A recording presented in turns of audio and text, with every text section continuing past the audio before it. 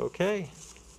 Good evening and welcome to the November 18th meeting of the Newmarket Conservation Commission. We will start with the Pledge of Allegiance. I pledge allegiance to the flag of the United States of America and to the republic for which it stands, one nation, under God, indivisible, liberty and justice for all. Okay, everyone, microphone on. Okay. Sue, do you want to do the roll call, please? Here. Here. Here. Here.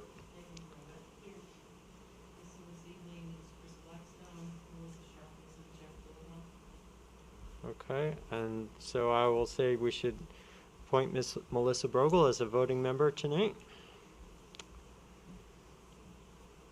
Okay, we do have a public presentation from the Riverfront Committee tonight. So that's our group from the public. So I would like to start, unless you're here to speak as public, or are you just here to observe? Okay. All right, so I'm going to turn it over to you guys to go ahead and start your presentation.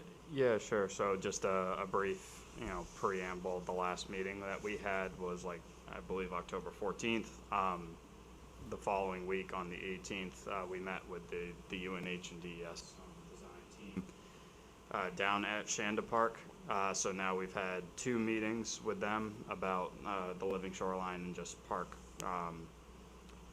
maintenance, park makeover, for lack of a better term, with an eye towards some climate resilience and sustainability features. So I won't talk. I'll let the professionals on the design team kind of pitch it, but right now it's still extremely preliminary, but it's a time to start getting input from others, and not just the Riverfront Committee, but start putting it to other stakeholders, including Conservation Commission, who obviously has a large stake in the park. So you can kind of see the things we've talked about, the things they have on paper, and now's the time to kind of thumbs up or thumbs down certain elements if they're working or not working for one reason or another. So, Tristan, you guys want to come up and take it away?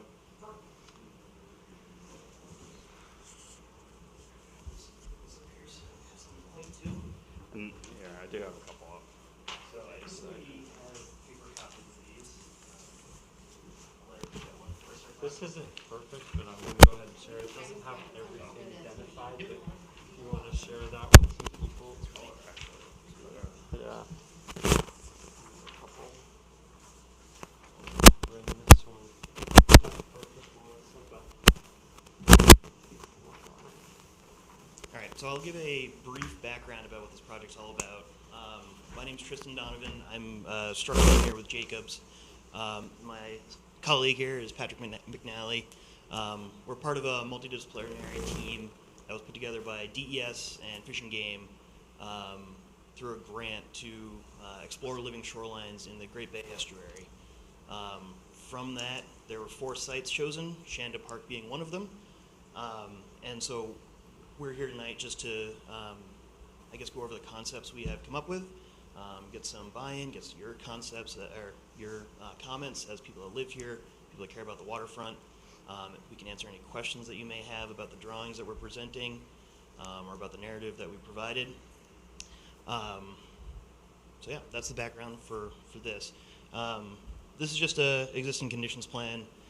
I assume you're all familiar with Shanda Park. Have all been down there taking a look at it, so I won't dwell on that.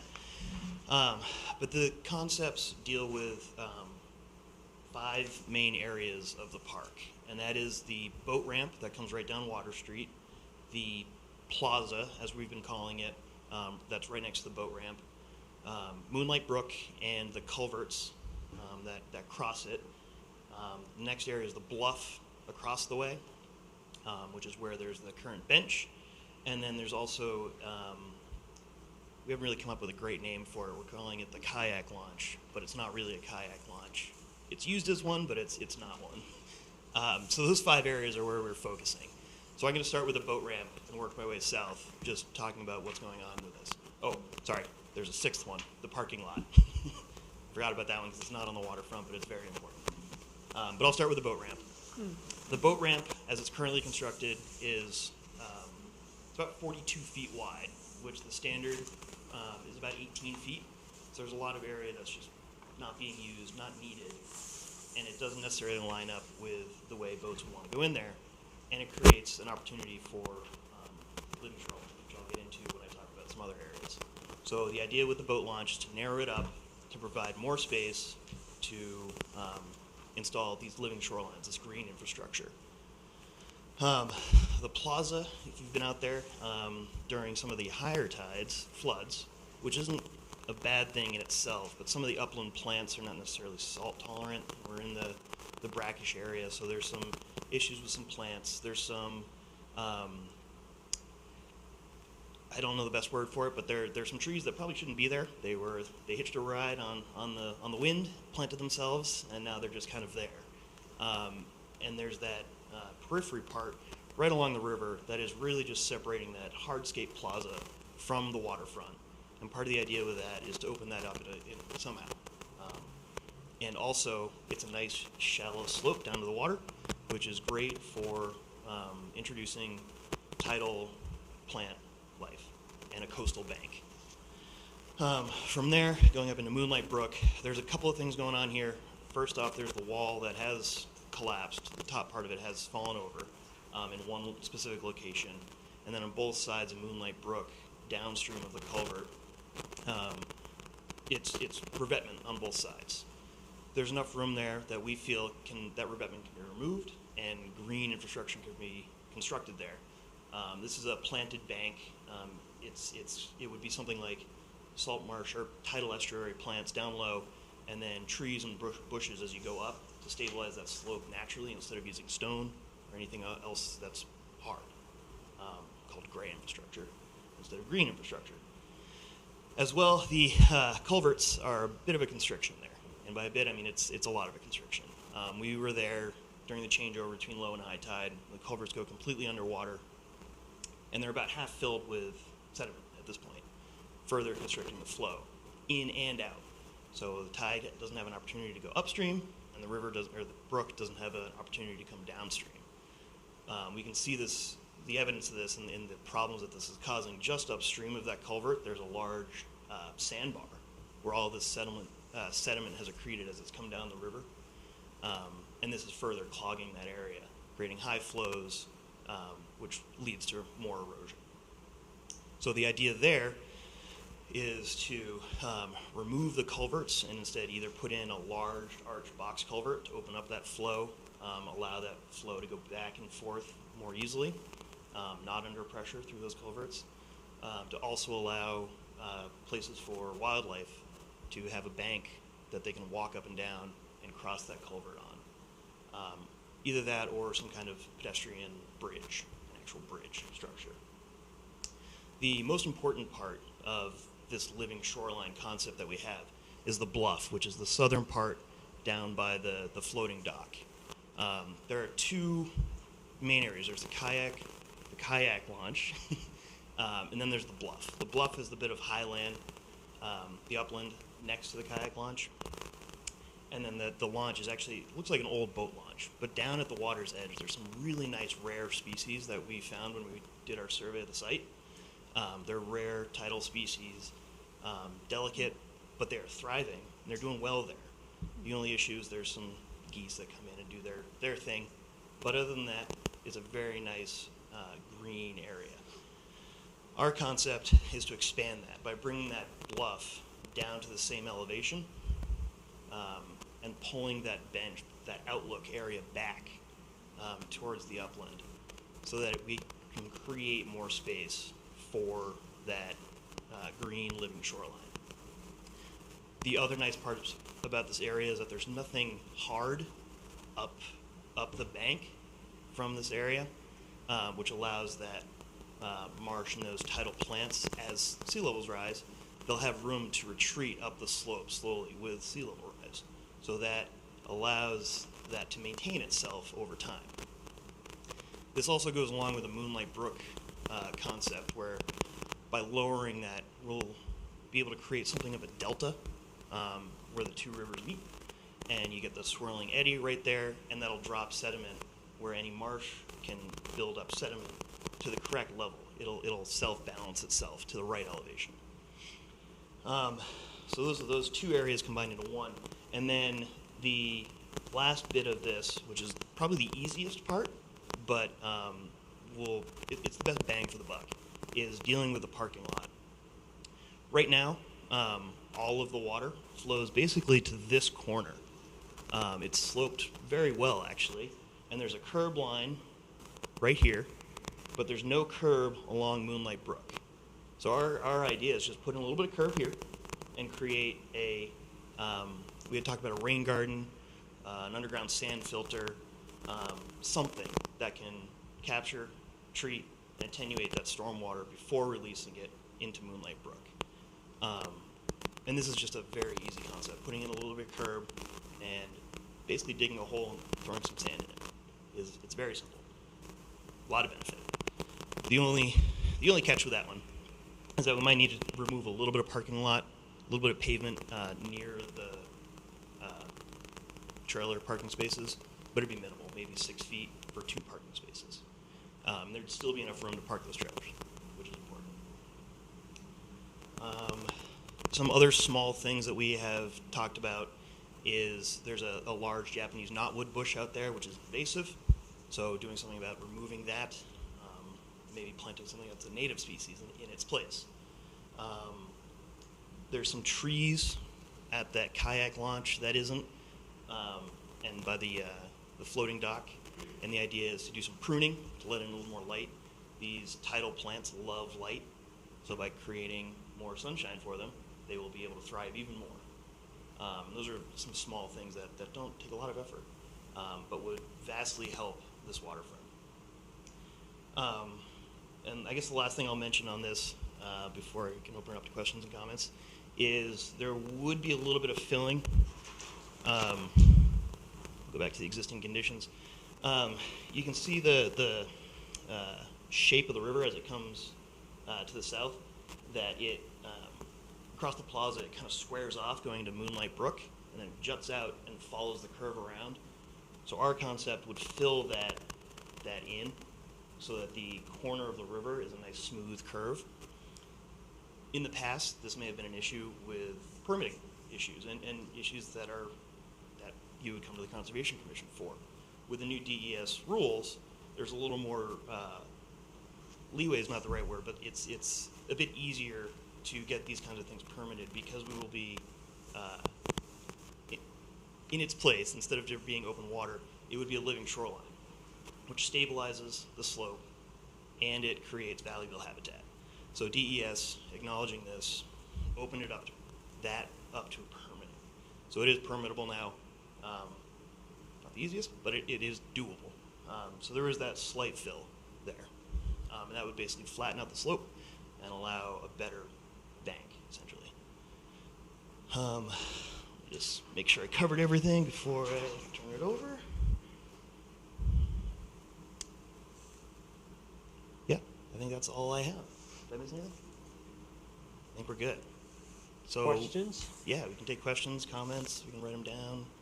So thanks, Tristan. I appreciate the presentation. I appreciate you and Patrick being here tonight. So just to again, recontextualize this, because I brought it up once, but a month or two ago, the end goal of this and the program that these gentlemen and the rest of their design team is under is a grant program. They will be delivering a basically 50% design of whatever ideas the town wants to put forward for this property to the town. So there's nothing that's actually going to happen through this. It will then firmly move back to our court to pursue. So there is no hard action from this, but the great thing is it gives us a team of professionals who know what they're talking about to give us a blueprint for us to pursue. So again, and Dale, I gave you a shout out on this. I'm glad I can do it again in person. Thank you for pursuing this and putting our name in, because it's a pretty cool project and it's a neat process to be part of. So yeah, when we've met there twice with the design team, we've really talked everything from small ideas like curbing along the parking lot to much larger ideas like removing, the culverts and the earthen pass over Moonlight Brook. So there's some small stuff in here and there's some big stuff in here, and I think we'd all collectively love to hear what other people other than the Riverfront Committee thinks about any of this. So we'll open it up if there's any comments or questions. I'll go ahead and throw a question out. So you do show, it looks like some stone wall, I'll use location 5 as an example. Are you saying that there would still be some stone, or you would suggest some stone there? Yeah, definitely. Living shorelines on their own, they're susceptible at the toe of the slope, and so that stone would just be there to armor that slope. And how high would that be? Oh, it depends on the final elevation of the marsh, but it'd be 2 to 3 feet high, maybe Okay. 1 or 2 stones thick. The stones would probably be about this big, and it's just to anchor that toe. And do you think that people would actually walk down to the edge of that? Yeah, that's a great question. Yes, if they were Yeah. allowed to, they Okay. would. Part of this would be to fence that area off. A lot of these plants are pretty delicate. They don't like to get stepped on. A lot of them are hollow, so when you actually step on them, you crush the structure of the plant. So part of it would be keeping people off of it, but hopefully part of the project would be a little bit of engagement, so there could be signage and that kind of thing to show what is going on there, so that people can be, oh, I shouldn't walk down there, not, oh, I can't walk down there. Okay. So, but yes, the idea would be to keep people off.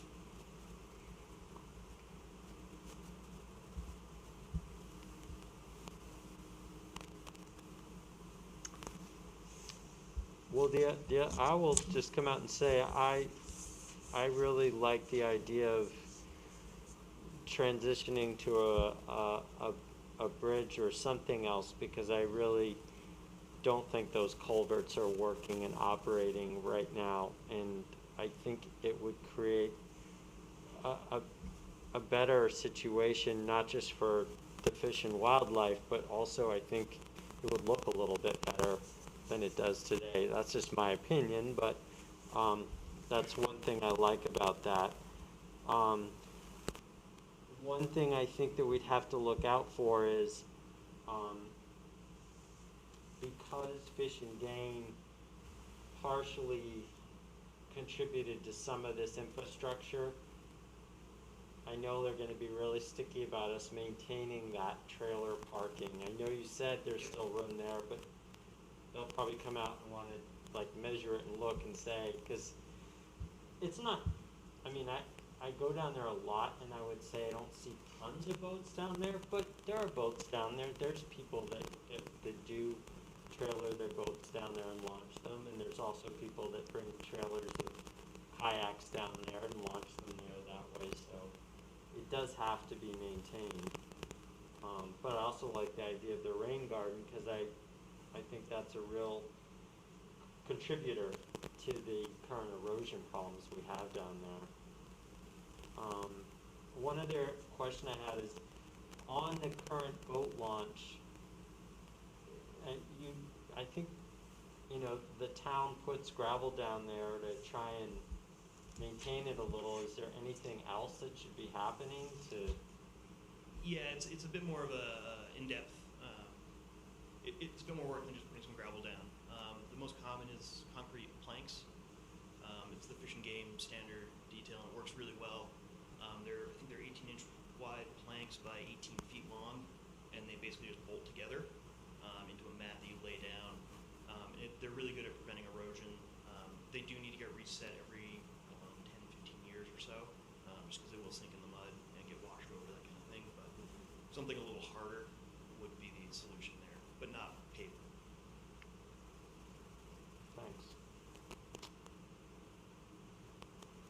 Is all the area you're talking about all public spaces? Is that the town would Yes. have authority to do work in? Yep, everything's within the town limits. I think the town owns or just past the floating dock and then to the north side of the boat ramp, and then through the parking lot. something we've talked about in our meetings is not losing park area. Obviously, Shanda Park isn't the largest feature in town, so if we're repurposing, trying to at least keep the area generally the same. You know, subtract a little here, add a little here, but keep the footprint near what it is. And yeah, I think also just, you know, like Tristan said, also try to put an education component into here to draw people to look at it and maybe have them be interested in what they're seeing, not annoyed that they can't walk on it.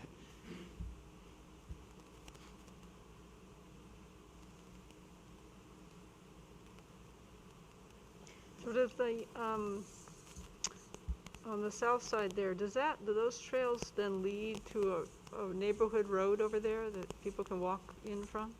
Is that how that? So where it says kayak storage, is that a road that people can walk down and then come in?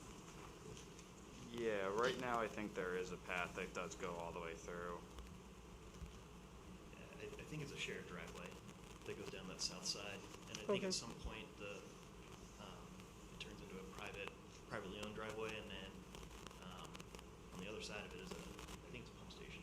Yeah, it's a wastewater pump station.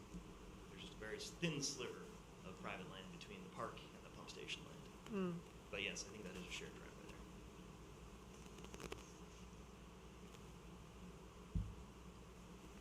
Did you guys, the property owner on the other side from the parking lot,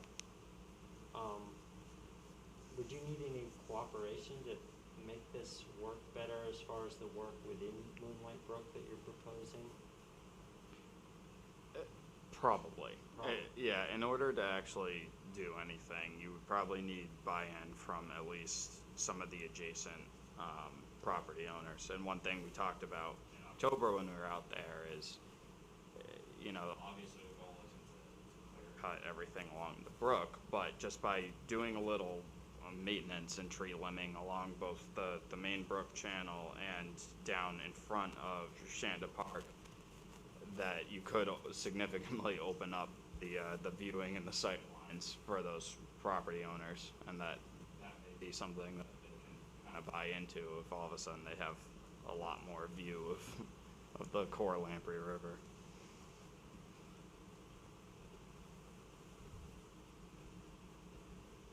Well, I think it's a great start. I mean, I think the idea of creating all this that's more living shoreline than I thought could possibly hope for down there. So, which I think is the key to resilience, because the walls aren't, the rebuilding of the wall is not really a long-term solution. So, I think this is a great start. I don't know what the next steps are exactly, but I think we're on the right trail here. That's my opinion anyway. Yeah, I agree. Is anyone aware of any other limitations to this space? That's something that I struggled to answer for these guys. Obviously, I think Dale and Mike and I and other people have kind of pieces of the picture, but things like the Fish and Game and their rights on the parking spaces, like that's the kind of stuff that, like, I feel like there may be others. There may be other limitations to this property and what we can do with it that maybe we're not fully aware of. Right. But I'm also not really sure what the best source of information for that would be, so that these guys can be aware of it. So I think that does make sense to reach out to Fish and Game and share this with them, and say this is something we're looking at. Do you have any thoughts or comments, objections? You know, have you shared this with Public Works and Town Manager? And those would be the other. I don't think so. So yeah, it's really come to us in this state pretty much this week. Yeah. So I think it would make sense to share it with those groups. Do we have the deed for Shanda Park when it was conveyed to the town? I don't remember that, but.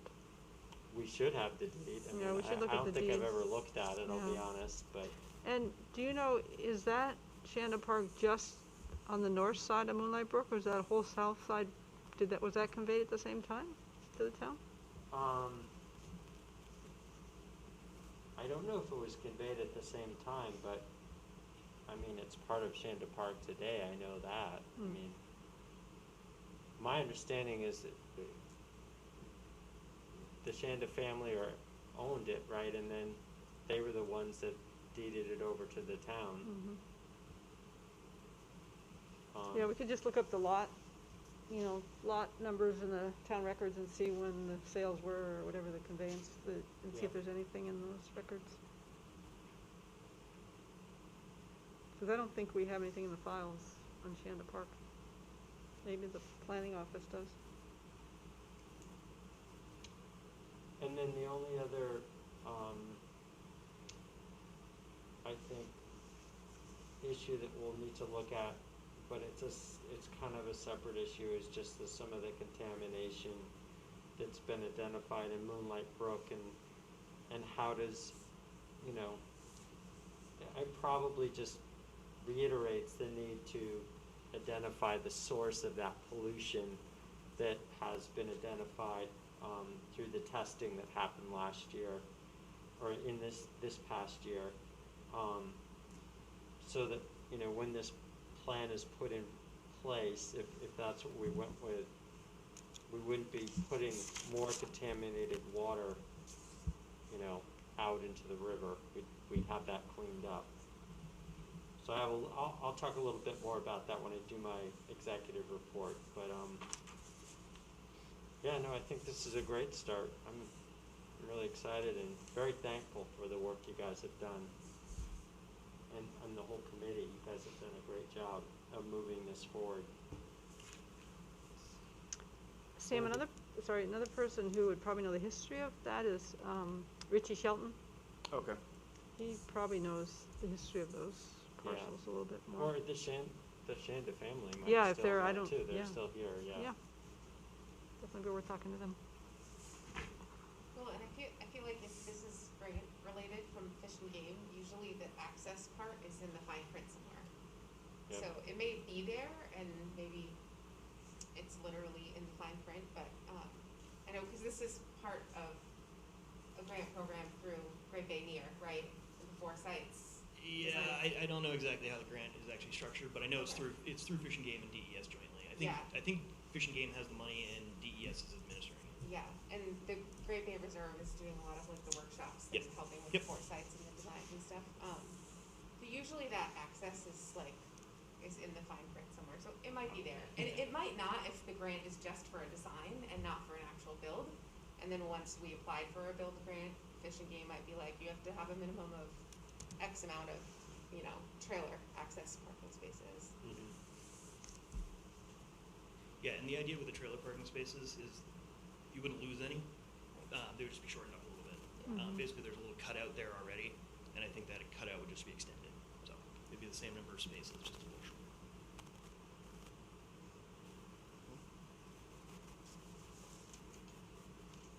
Well, thank you for coming and presenting it to it. Happy to do it. Thanks for Saving having me us. from If you have butchering any- it. Yeah, if you have any other questions or comments, I think we got to go through the official channels, which would be, I think, through you. I guess.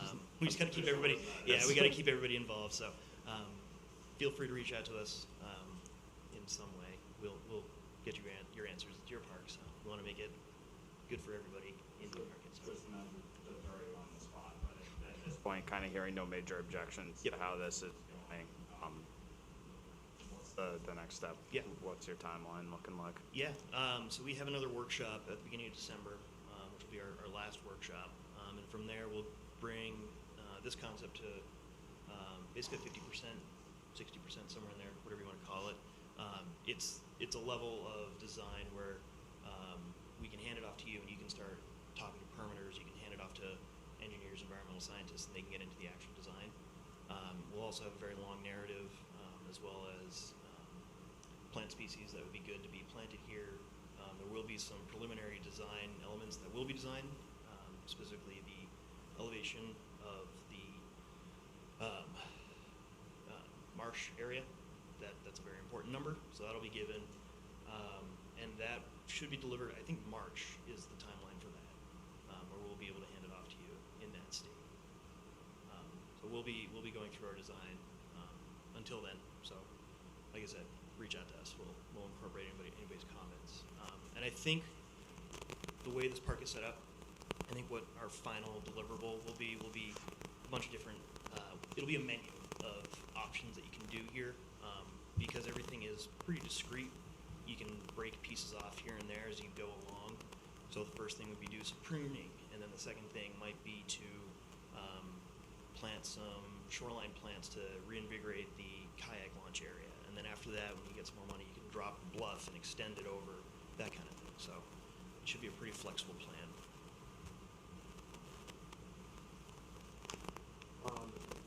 Sam, what, did you send this out to everybody? I have no idea. Well, I think I might have forwarded it to you, and yeah, that I was think it. you forwarded it to me. What I'm thinking is maybe forward it to Megan so that she could then share it with the town council and Steve. And the only other person I'm thinking, at least who might want to see it and might have some suggestions, would be the rec department, since they use it for their kayaking activities and summertime concerts. And those are popular things, so I wouldn't want to leave them out of any input if they have any. And I just think it's important for the town council to at least see this, and then if they wanted to get more questions, they could come, bring them to you or whatever, Megan. Okay. Dale, any other thoughts? I don't know if we'll want to go with other stakeholders a little broader before, at some point, before we get to the end of the process. Just one example is Suzanne Peterson from the Lamprey River Advisory Committee has always been very involved and interested, and supported Sam when he was putting together, with a letter for the other grant application that went in. So people like that could be good to sort of give a chance to get there. And she's done educational events there too. So if there's anybody else that would be in that category, we might give you another chance. That's a good point. A little more broadening for input. Yeah, I believe one of our team members was going to reach out to the Lamprey River Advisory Committee. I don't know if it's happened yet or not, but that was definitely on our list. So it's good to hear that again. So We're on the right track. who's on the team? Who all are on the team? So it's a bunch of, I think it's 6 of us, right? Yes. So we're all consultants. I guess we're engineers. There's 2 environmental scientists, a landscape architect, and a horticulturist. So it's pretty multidisciplinary, all pretty local.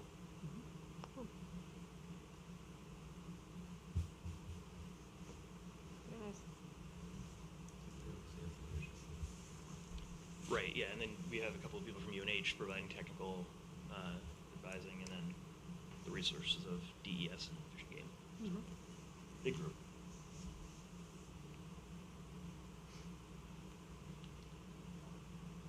Okay, well, thank you, gentlemen. All right, And thank you for your appreciate time. you taking the time to come down.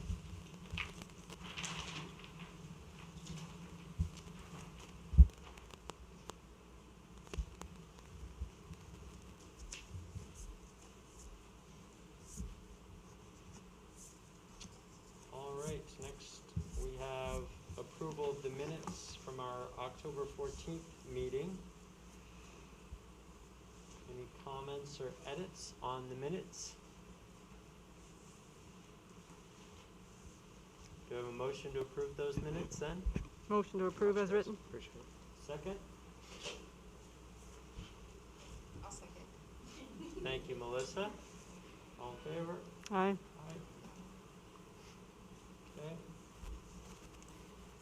All right. So, let me get on. First thing on chair report that I want to cover is our annual monitoring process to get that completed. So, the properties that we need to monitor include the Cassock Loisel, the Smith Sisters Audubon easement,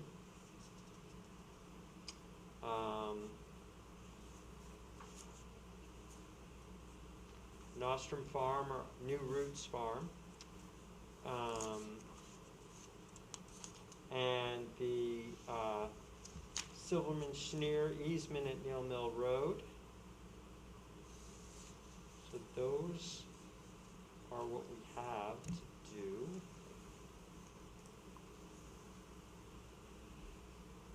So, I'm going to just go through them. Do I have someone who would like to volunteer to do the Cassock Loisel? I'd like to do it. I got a little lost on the southwest corner last year, and it was kind of embarrassing, so I'd like another crack at it. You want another crack at it? Okay. Do you want me to send you your monitoring report from last year, or do you have it?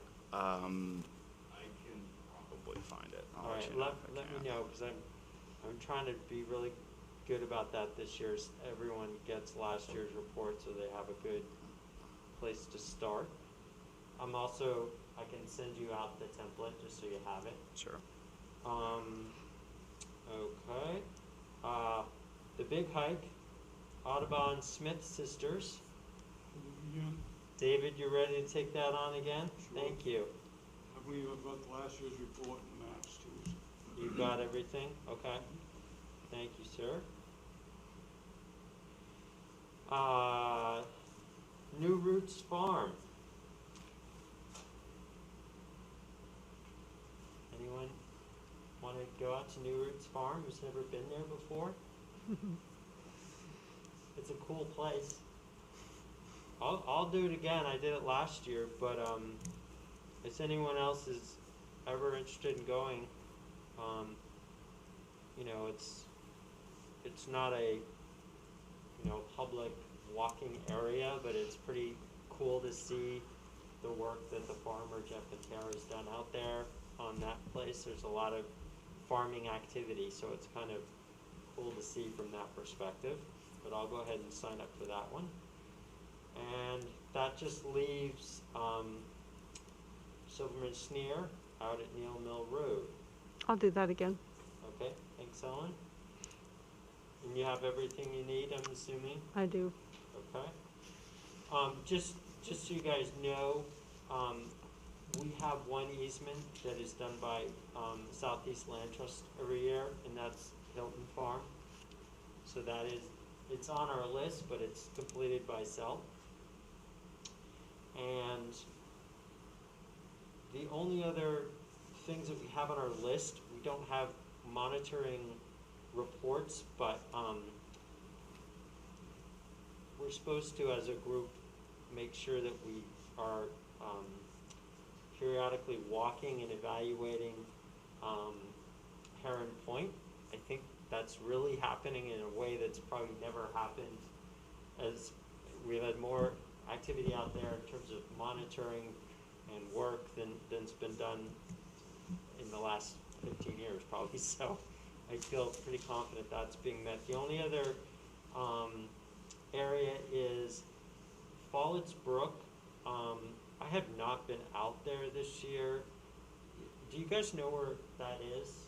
Just so you know. If you are going over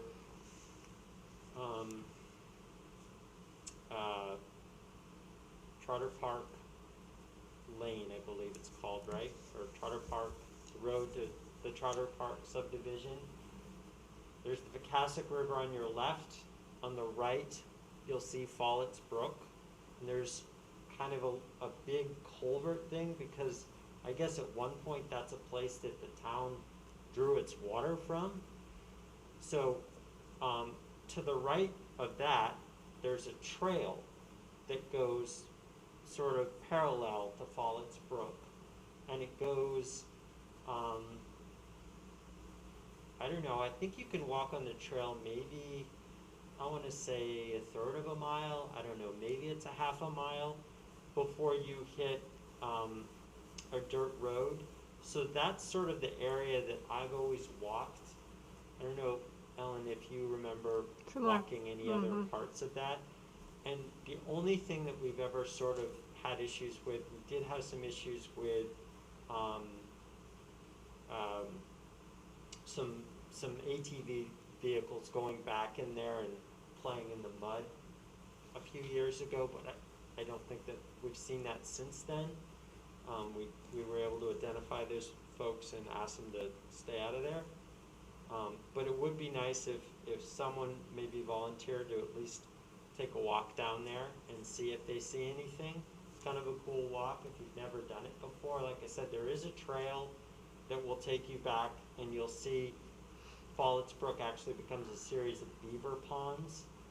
And there's some really kind of large boulders back there that you can actually climb up and kind of get a view of Follett's Brook if you're so inclined. It's kind of an interesting area if you've never been there. So, any volunteers that want to check that out for us to see if they see You'll it? drop me a Google Maps pin so I know I'm thinking Yep. of the right spot. I'll do that. Okay, Yeah. thanks, Melissa. All right. So you said Follett's Brook, and I was thinking of like the actual parking lot with the sign, and I feel like it's a more. It doesn't, does it have a sign? There is a parking space there. I'm trying to think if there's a sign. I think there's kind of two because There are two, there's I've another driven little by park. the like official parking lot with the sign and the official trail before, and I thought one day, oh, I want to go there, and I put it in my GPS, and it brought me to the other one, which sounds like the one you're talking about. Yeah. I mean, Because I felt like I was in a neighborhood, and I was like, I don't know if I'm in the right spot. if you kept bushwhacking, eventually you would end up like at Smith Sisters, because that is Follett's Yeah. Brook that starts back in that drainage in there. It's kind of a big wetlands complex that just drains, and it's kind of just an interesting place to go. All right, so great, that's good. I will reiterate, it's a great time to do it, so get it done between now and the end of the year, so we can get them all in. The big ones are Smith Sisters, we need to get that to the Audubon Society, and the Casa Loisel, we need to get into,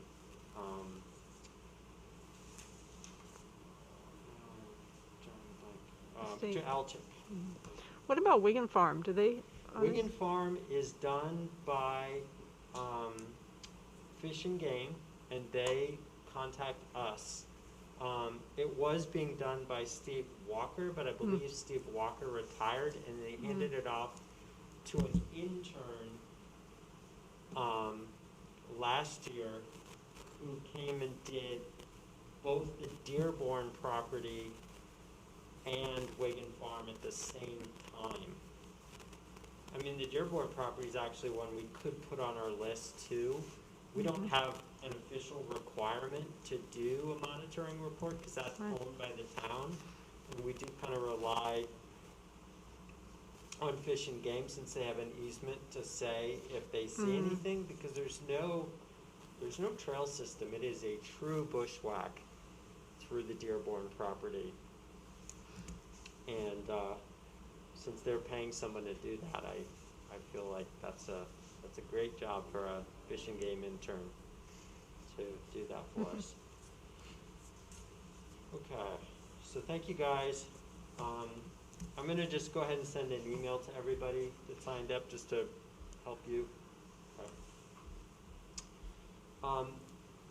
Other thing I had on here was, so we were talking about LRAC just a little bit ago. So LRAC, I was at the meeting this week, and they had the presentation of the report that was created by Dr. Steve Jones from the Department of Natural Resources at UNH. And what they charged him with doing was doing the Lamprey River bacterial monitoring this past spring and summer. So he had, I think, 4 students, he said, that worked with him, and they went out to various sites, and two of the sites were in Newmarket. One was a long-term site that's right below the the dam that's got historical records. I think Great Bay Reserve might have been involved in that as well. And there, what's great about that site is they can go back and look at records all the way from the 1980s and compare to what they were finding today. And the good news about that site was that they didn't really get any hits on the harmful bacteria that would cause concern. So that was good. They're looking at 3 kinds of E. coli bacteria. So there's one kind of E. coli bacteria that's sort of, it's sort of across everything. It's everywhere, and it's not very harmful, but they still like to know how much of it is in the water, because inorganic things are always, or organic things are always decomposing and falling into water. But and then the second one is the E. coli that we associate with dangerous to shellfish, right? It gets in shellfish, you eat it, you could get very sick. So that's the kind that they're looking for when they're testing shellfish waters. So they were testing for that as well. The third kind of E. coli is the kind which will make you sick, right? So if you fell into the water and you swallowed some water, or maybe even it got in through your ears or eyes or something, you might the next day end up with some diarrhea, throwing up, that kind of stuff. So it's the kind of E. coli that they're looking for when they test at waterfronts and beaches and things like that. And the cool thing about what Dr. Jones is able to do at this point is they can then DNA test it, and they can tell you what species it's coming from. And so his report identifies, is it from a dog? Is it from a human? Is it from a bird, ruminant, cow? All these different things. So in the places where he got hits on the Lamprey River, in other words, it was above the allowable level, he could also tell you, what was the DNA source. So I think I talked about this last time. I knew that Moonlight Brook had failed. They tested Moonlight Brook, I think, 6 times last year in the spring and the summer, and these were purposely, they avoided rain events. So it was just when it was flowing without any rain input at low tide, so it's mostly fresh water, and it failed every single time. It was above the allowable amount for E. coli bacteria. So my suggestion would be we get a copy of that report, we'll send it to the town, Sean Gregg, Steve. My recommendation to them is going to be that, and I already talked to Dr. Jones about this, it certainly would be possible for the town then to do more testing in other parts of Moonlight Brook to determine if they can find a source point for that contamination. So, and if anyone has any suggestions on anything else they think we should include in that email to the town with the report, let me know. But that's my suggestion, is how to deal with that. Did he have a DNA guess from Moonlight Brook? He got hits on a lot of things, which surprised me. So I'm not surprised human and dog and bird, but when he got hits on cow, that was kind of surprising. But he said that sometimes manure spreading happens on people's lawns, and then that causes it to hit. When they were testing up by Lee Hook Road, they got a lot of hits on manure up there. It's not surprising, right? They're not, because there's a lot of dairy activity up there. But I was surprised when it was at Moonlight Brook a little bit. So, but I'll share it with you guys if you want to dig into it. It's a pretty cool report.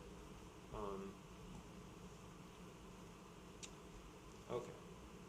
Last last thing I wanted to talk to everybody about was, so currently we'd be scheduled to have a meeting in December. My suggestion right now is that we not hold a meeting in December unless there is something really pressing. And I will be honest, I have two thoughts on this. And really, the big one is, I'm concerned right now about the level of transmission that we are seeing. And I feel like we're gonna be probably close to the peak of it at that point in December, or very close to it. And I would rather not have us in a public setting at that point. I think it's gonna get worse than it is now. That's just my feeling, but. Can we go back to a Zoom meeting? Are we allowed to I do think that? we need some kind of permission to do that. I don't know what the status of that is, as far as the state saying we could do that. I can find out from Steve if you want. Yeah, I just am concerned because, I mean, I think we do a good job in this group of wearing masks, but I just don't feel like it's worth Yeah, I putting understand. people at risk, and I feel like if we don't have a lot to discuss, that might be a good one to miss and come back in Yeah. January. Chris and I were gonna do a little presentation on something, but it doesn't have to be in December. Well, let's hear from Steve, see Yeah, what if he we has could to do a say. Zoom, I think that would be nice if we're allowed to do that. Yeah, okay. And the other thing we could do is we could just do the presentation as a Zoom meeting and but not say it's an official conservation meeting. Yeah, If it's yeah. something that you guys Other want to people just could be invited present to. to the public. Yeah, And so that doesn't have to be, yeah. you know. Mm-hmm. Okay, so that's all I had under my stuff. Ellen, treasurer's report? Okay, let's see. So Conservation Fund overall balance is $165,226.11. No change in the Shanda Fund, so the sort of available money for the Conservation Fund is $160,461.65. And we've approved $75,712.72. So we have roughly $84,000 available. And I think you saw in my notes, the NHACC annual dues came out of the Conservation Fund, and we wanted that to come out of the general fund. So I've asked Carol to do that. I'm not quite sure what she'll do because we don't have 500 in our line item for dues. So if we switch over to that general fund account, remember there was some mix-up on Sue's salary, and I think we've finally got it all straightened out. It's not Sue's issue, but it was in the accounting office. So the overall balance right now is we get $2,900 this fiscal year, and we have $21.37.66 left. Mostly we spend it on Sue's salary. We've appropriated $100 last time for supplies, and hopefully the $500 will come out of that. And I think you saw maybe the conversations back and forth about, so the fiscal year in Newmarket's a little funky because it's so far out. So Steve automatically increased our budget line for the general fund for starting next July 1st. And I think I sent you that spreadsheet. So he increased the salary, but he decreased our dues. So we're going from $2,900 to $41.85 July 1st. So if we want to, request a different amount for the next fiscal year, which wouldn't start till July 1st of 23, we need to get that in August to Steve. Okay. That sounds about right? Is that right, Megan? But it sounded like in your conversation with Steve that if we need salary money and if we need dues money, he would still cover that? Yeah, so the salary money, he and I were talking past each other. He was like, what are you talking about? I already put it in the budget, but he didn't say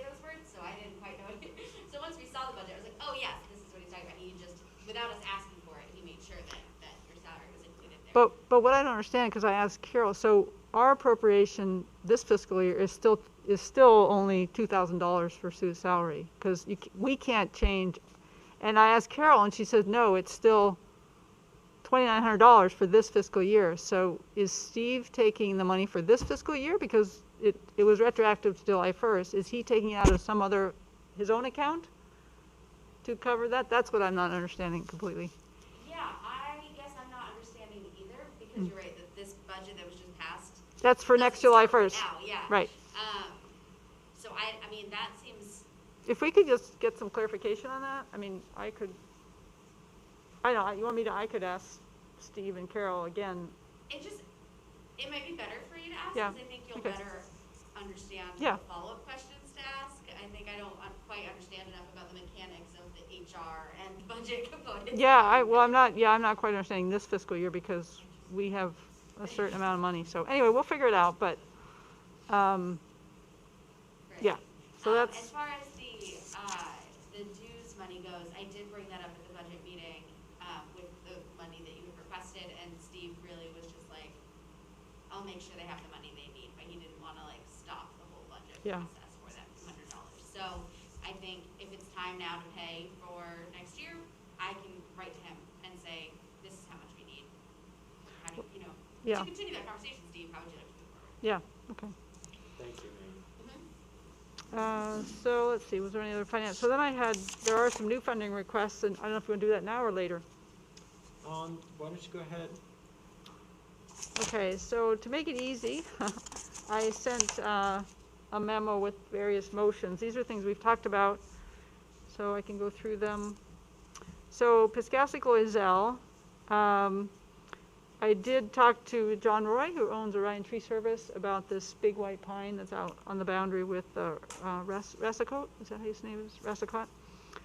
And I went and looked at it too, and it's about a 3-foot diameter. You saw it, and there is a hole at the bottom. And so John went and looked at it, and he agreed that it needs to come down. He met with the abutters. He actually went in that way. And so what John's proposing is that he drops it onto the town property, and because it's such a big tree, he's probably going to have to clear a few trees first on the Because otherwise Piscassi-Loisel. it would hold up as a snag. It might get caught up, and it's such a big tree that would be pretty dangerous. So he can go in through the abutters. He can't. I don't think he can drive a crane in, but he can at least get access back there.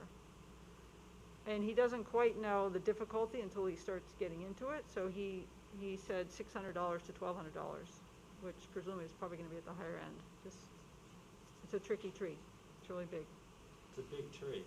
So I just wrote a motion to say that we approve up to $1,200. I mean, we could get a quote from another tree service, but I doubt that it will be less than that. It's a pretty expensive tree to take down. No, I don't think it would. And it's within our threshold that we don't have to get another. Yeah. And I kind of feel like at this point I'd rather get moving if I feel like it's dragged along, and I'll take part of the responsibility of that. But yeah, I'd like to get it resolved for them, and so I'll make a motion that we approve up to $1,200 to spend on the removal of this tree and any additional trees, unfortunately, that need to be dropped in that area to accommodate this tree. Do I have a second? Oh, All in favor? Hi. Thank you. The other thing, if you remember the railing as you go into around in the parking lot, there's the railing as you drive in and then around the parking area. And some of the railings are broken, so Melissa Sharples and I went and looked at it, and the posts are really solid, super solid. So none of the posts, there's no problem with any of the posts. So it seems like we're kind of set with that system, because there's no point in taking those posts out and putting a different kind of post in. So we're just going to have to replace rails now and then. So we need about seven or eight, and they're $21 at Fence is Unlimited. So we need 160 to 175, or we could say up to 200, in case we need one more in the mix. And I think we would just have to go there and pick them out and bring them over. So I just said approve up to $200 for replacing the rails, broken rails, or missing rails. There's some that are missing completely. Now, is that something that we can do though to get them, or do we need assistance from like Public Works to have them go pick them up for us or something? We could like ask that? Rick, or if somebody had a truck. I know they charge like $100 for delivery, so that's not a good idea. Yeah, that would be, well, and I'm wondering, would it be something we'd be able to get done now, or? would Yeah, it- we should. we should be Basically, able to just get them and them? you put them in. Yeah. There's no, Okay. there's not really any. There might be one where we might need to use a nail because of the angle of the post, but yeah, I know Melissa. She might be willing to take that on. And then there's a pile of the broken ones, and I told Rick, and he's going to pick them up and take those away. Okay, well, I'd leave it up to you guys. If you think you need help from Rick to get them picked Yeah, we up can and help. brought over, I'll be happy to reach out to him and Okay. ask him if he would do that. Like, maybe it could be a 2-for-1. He comes, he picks them up, brings them Yeah. over there, and then grabs the old ones and takes them away. Yeah, what we could do is, I live not very far from that place, so I could zip over, we could pick out the ones we want, if Rick's willing to pick them up, and then say, here's our bundle, Rick, can you just go Okay. pick them up? And just let me know, where would you be getting those from? So that's Fences Unlimited, it's that stove shop, it's kind of a funky thing, they have stoves, and the 125 where just past the motor It's in vehicle. Epping, right? Yeah, it's in Epping. Orient Pearl, if you ever go to that restaurant, it's right on the corner there. Okay. They're the Um, ones who put the fence in.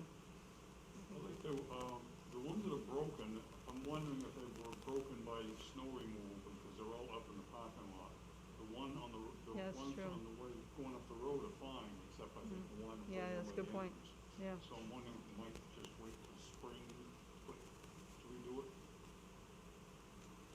We could, I mean, there'll still be the next year. It'll Yeah. be- I It's suppose we gonna can. be, Yeah. it's gonna have to be able to withstand that to some extent, and that might be the benefit of having Rick's team involved to some extent, so they kinda Yeah. see, I mean, I think they know. Yeah. Actually, those have fallen over just being tapped too. I mean, it doesn't take much to drop them over. I don't know. They weren't very well attached at the end there, I don't think. Some of them. So I'll follow up with Rick and ask if he can assist. Yeah, that'd be good. And I'll keep you on that Okay. and Melissa. So do we need a motion to Yeah. approve that? Let's- Yeah, motion for up to $200 Okay. for replacing Do I the. have a motion to approve $200 for the fixing of the fence? I'll make a motion to approve. Thank you. Second? Second. Second, Ellen? All in favor? Aye. Okay, thank you. Not really a budget thing, but apparently the neighbor, Tom Loisel, has been doing the mowing around the fence and the trail through the field, and Melissa told me that, and it's not clear if he wants to do that or if he'd prefer not to do that, so I asked Rick, and Rick said he would add it to his workload for starting next year. Okay, great. Probably have to remind him, but that was nice. Nice that he's willing to do that. And we could probably tell him for the snowplow person to be careful. And with the rails, yeah. Okay, so moving on to Heron Point Sanctuary. Just first, before we do budget things, I just wanted to thank all the volunteers who came out on the 2nd and the 16th. Got a lot done. And one of the people who stopped by is John Steer, who's a neighbor.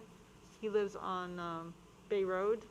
He owns the land right next to the property. Right. If you're standing at the kiosk, that's his property all the way over to Bay Road.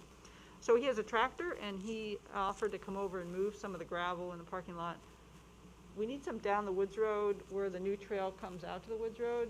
And so he moved some. I haven't been out there because it needs to be moved again.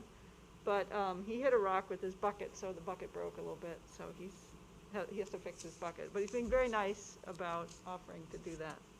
So that's great. So that's kind of still ongoing.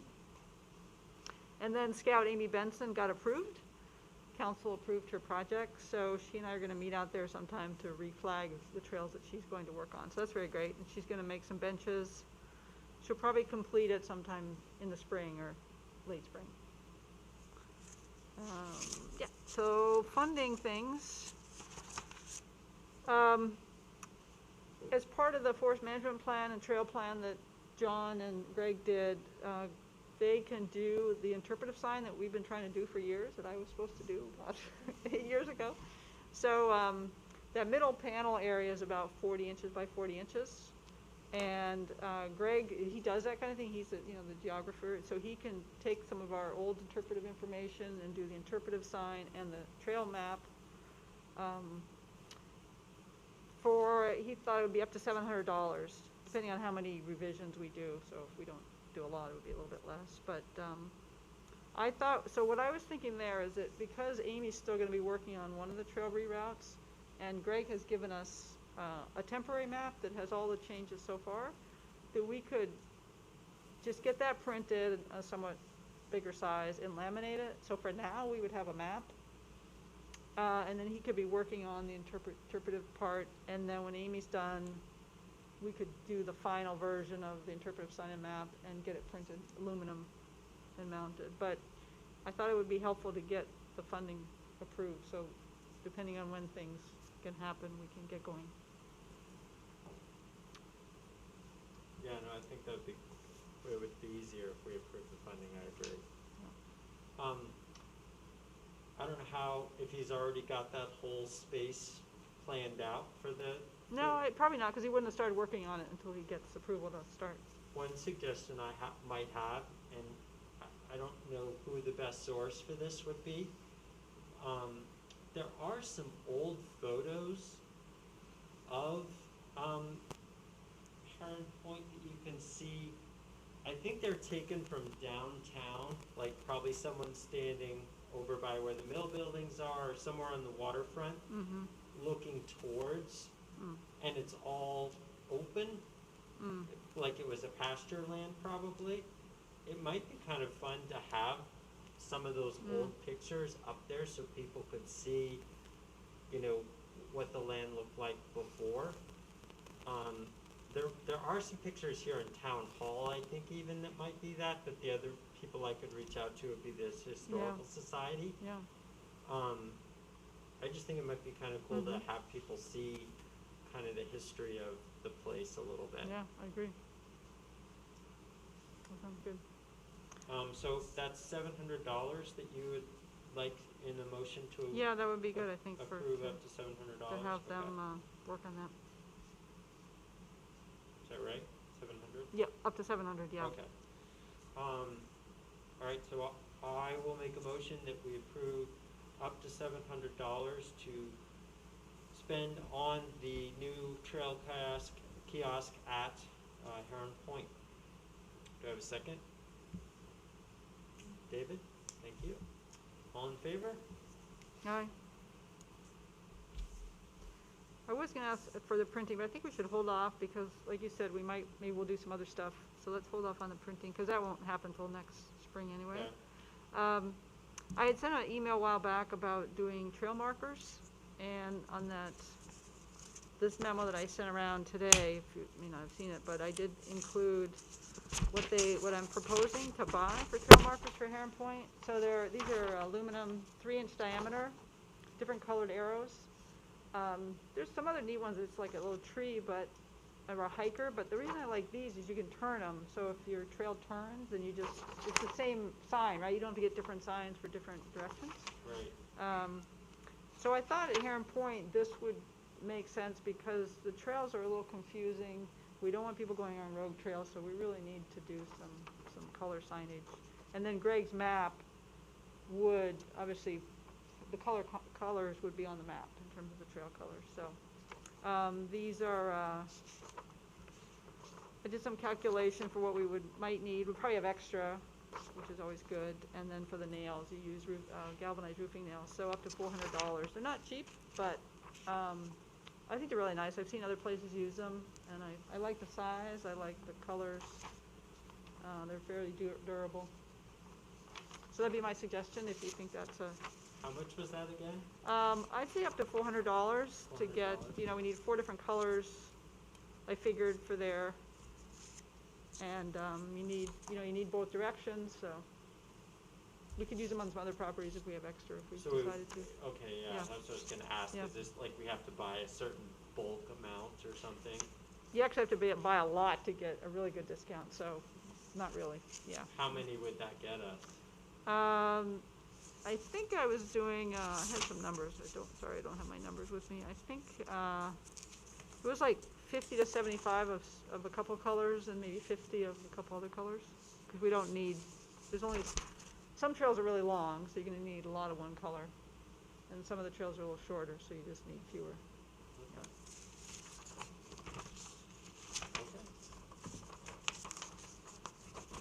So that was up to $400 for trail markers and nails. So do I have a motion to approve spending up to $400 on trail markers for Heron Point trails? I'll make that motion. Okay. Do I I'll have a second. I'll second that motion. Thank you, Sam. All in favor? Aye. Aye. Thank you. Amy Benson, the scout, actually asked, I think her scout group asked about, because she's gonna help with some trail closure and some new trails, but whether there should be some signs that say trail closed and why, which I think is a good idea, and we could either, just do some simple stuff and do some laminated things, which are like, you know, cost a few bucks, which maybe that's the best thing to do rather than doing any formal signage, but any thoughts about that? I think that would be fine. Do you think you need a motion, or is that? No, I just thought of that now. I think we could just do some little laminated, I've done that before. You just do a little sign and it's like, And then just get a reimbursement. yeah, on it. it's a couple Yeah. bucks or something, yeah. That'd be Okay, fine. let's do that. Sounds good to me. Okay, and the only last budget thing was, it's just a sort of record-keeping thing. I don't think it's for Carol, but it's more for my little record-keeping I like to do. We had approved $1,000 for the interpretive signs at Wagon Farm that we worked on. And we finished that project, and we have $162.72 that we didn't need. We haven't, as a balance. So I always think it's good to have a motion to rescind that amount, and so it kind of just goes back into our accounting ledger, if you will. So I recommend we make a motion to do that, to rescind the remaining balance of $162.72 for the printing of interpretive signs at Wagon Farm. Is that your motion? Yeah. Okay. Is there a second on that motion? I'll second that. All right, thank you. All in favor? Aye. That's great. All right. Rescinding is good. I think that was it. That was quite a bit. Okay. Let's go back to Oh, sorry. Sorry, can I just, sorry, we're on Wagon Farm real quickly. Oh, you have that on the agenda. We're gonna talk about the mowing? Yeah. Yeah, okay. So we covered trail markers though, and, okay. And we've covered, all right, town council. Yes, we haven't worked out a lot that I necessarily think is relevant to bring up, but I wanted to bring some answers back to a couple questions that had been brought last meeting. One was about the trail for Neal Mill. Steve looked into it, said the process looks really straightforward, but Selt asked if we could hold off. You were on that email. Just because of the funding, they kind of want to wait for everything to shake out. So they said like March, April, I believe it, or April, May of this coming year. So that is all the information I have about that. And then Chris had also approached me asking about editing the website. And the answer was just send things to Wendy if we want our website updated. Okay. So I guess the follow-up to Steve would just be, we've made our motion, we support the trail designation. When they're ready to do it, I don't think we'll do anything more. They've kind of got our opinion on it. And it Great. sounds like they're in agreement. It's just a timing issue. So we'll probably just leave it as is unless they come back to us asking for more. But we've kind of dealt with that. Jeff's not here. I know there was a combined meeting with the planning board. Was there anything related the conservation that came out of that meeting? No, so I unfortunately missed most of that meeting, but it was mostly, the presentation about the, various gates into Newmarket. It was a repeated presentation, so, was new to some folks who were new to the council, but it was the same presentation as last year. And then it was more just, kind of reopening lines of communication between the planning board and town council. That kind of council letting planning board know that we are very open and receptive to anything they want to bring forward. All right, so on our agenda, we've covered the UNH climate resilience. Who attended the meeting last Saturday? Ellen, I is there any takeaways that you had to share? Well, I listened, one was, Melissa Doporowski from Fish and Game, but she had an emergency, so she taped it the day before. So you didn't get to interact with her, but it was on, sand and gravel pits and how they're really important habitat, actually. And oftentimes they get reclaimed in a way that's actually not beneficial to wildlife. And so, I didn't know the status of some of our sand and gravel pits, if they're still operating, or if they've been reclaimed, or if there's an opportunity for us some down the road to work with people on, doing it in a way that I know the Smith sisters, when that was reclaimed, they worked on it to make it wildlife friendly instead of doing it the way the rules usually say, which is not particularly wildlife friendly. It's not as good. So Melissa was talking about how important they can be for wildlife. There is part of the existing gravel pits on Wadley Falls Road that have been reclaimed. I mean, there's shrubs growing in there, Mhm. grass. It does bring up an important point, though, that we will be due soon, if not this year or next year, to do our inspection of the one gravel pit that isn't under the old rules. So there's like 4 or 5 gravel pit owners out there, but the one gravel pit is under the new rules, which means we're responsible for going out there every 3-4 years and doing a tour of the site. So when the Roses owned it before, they've since sold it, we would go out there and Wayne Rosa would take us around and we could look at different parts. So that will be coming up for us. Diane Hardy usually sends us a letter saying that we're due, because it's something that has to be filed, I believe, with the state. So that could be an opportunity to look at the habitat, at the area that was reclaimed out there, so you could see if it fits that criteria. Yeah, cool. And the other one I went to was NRCS partnerships and funding. Then it was sort of with this Merrimack River Watershed Council, which is, they've got a partnership with NRCS. It's not entirely clear how it fits in with towns, because towns can't get NRCS funding. That's for private landowners. But I was thinking about this Shanda Park, Moonlight Brook. I think we should sort of keep that in the back. I mean, we got to look for grants, right, when we want to actually start to implement that. So we should look at all sources, and maybe NRCS has something that they could provide in terms of funding, because they're working with this Merrimack River Watershed Council. Yep, so that's what I participated in. Okay. Thank you. So out at Neal Mill Road, CELT did install their parking signs, and I have not seen them yet, but I know that they were installed. People have been telling me they were installed, so I'm sure that it happened. And that they hope to have their trail kiosk up before the end of the year. So maybe when you go out, Ellen, if you go out in December, it'll be there. But that will be interesting to include that in the report of what you find on the parking out there. Good. So that's it.